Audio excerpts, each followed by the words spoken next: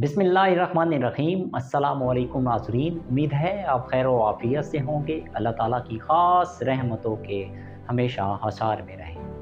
हर कहानी का एक सबक होता है और उस सबक में एक इंतहाई अहम चीज़ इंसान की ज़िंदगी के लिए रहनुमाई छुपी होती है। आज एक सबक आप तक पहुंचाना चाहता हूं एक छोटी सी कहानी के ज़रिए कि आपके इख्तियार में जो है आप वो करें, बाकी रब जो कायनात का मालिक व खालिक है अल्लाह रब्बुल इज़्ज़त उसकी ज़ात पे छोड़ दें जो आपके इख्तियार में नहीं। कैसे? एक कहानी आपके साथ शेयर करने जा रहा हूँ। एक हिरन जो एक बच्चे की पैदाइश की मुंतज़िर होती है और अब वो जगह की तलाश होती है। पूरे जंगल के साथ एक दरिया होता है और वो देखती है कि अचानक जंगल के अंदर आग लग जाती है। आग क्यों लगती है? बारिश होने वाली होती है, बिजली चमकती है, बिजली के गिरने से एक तरफ से आग लग जाती है। अब वो दौड़ती है और दौड़ के दरिया के किनारे के पास जा पहुंचती है। वहाँ पे अब उसके पास दो ऑप्शन होते हैं, ज़िंदगी की बका और मौत के डर से वो यहाँ मौजूद होती है कि किसी तरह मैं अपने बच्चे की पैदाइश को जो है वो आराम से किसी तरीके से उस प्रोसेस को कर सकूं। अब वो वहाँ पे मौजूद होती है, देखती है कि इधर से पूरा जंगल जिसको आग लगी हुई है, दूसरी तरफ बारिश आ रही है, बिजली चमक रही है और तीसरी तरफ दरिया है। इसी दौरान एक तरफ से शिकारी वो आ निकलता है और तीसरी तरफ जब अचानक वो देखती है तो उसी जंगल के अंदर से भूखा जो अपनी ज़िंदगी की बका की जंग लड़ रहा होता है, एक शेर वो आ पहुंचता है।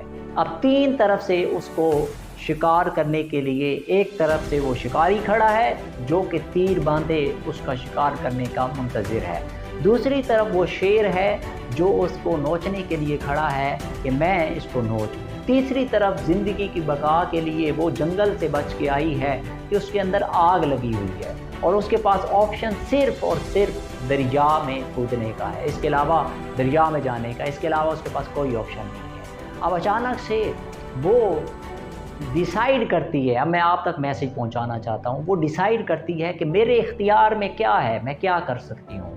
तो वो सोचती है कि जिसके लिए मैं अपनी जान बचा के दौड़ी कि ये प्रोसेस में अपनी जो औलाद का प्रोसेस है जिसको मैंने जो जन्म देना है वो प्रोसेस मैं कर लूँ, बाकी सारे काम मेरे इख्तियार में नहीं है। तो वो चुप करके वहाँ बैठ जाती है और उस प्रोसेस को मुकम्मल करने लगती है। जैसे ही ये प्रोसेस मुकम्मल करने लगती है, दूसरी तरफ जो तीर बांधे शख्स दूर से निशाना लगा रहा होता है वो अपना निशाना बांधता है।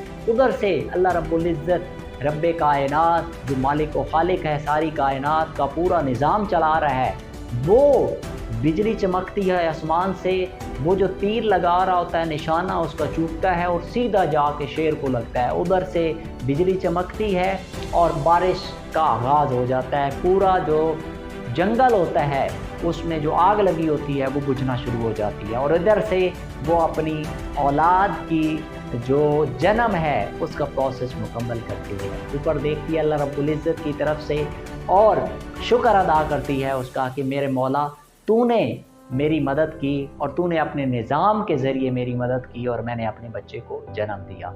तो आप तक एक मैसेज था इस छोटी सी मॉरल जो कहानी है उसके ज़रिए ये कि बाज़ औक़ात इंसान के इख्तियार में नहीं होता कि वो उतना कुछ कर सके, तो जितना आपके इख्तियार में होता है ना वो आप ज़रूर करें। बस अपने इख्तियार को ना छोड़ें, उस पे कंप्रोमाइज़ ना करें। जहाँ तक आपका इख्तियार है, जहाँ तक आप कोशिश कर सकते हैं वो करें, उसके बाद अल्लाह रब्बुल इज़्ज़त की ज़ात पे छोड़ दें। बाज़ औक़ात वो चीज़ आपके लिए बेहतर नहीं होती, बाज़ औक़ात उसमें हिकमत होती है, बाज़ औक़ात उसके मुतबादिल आपको कुछ अच्छा मिलना होता है।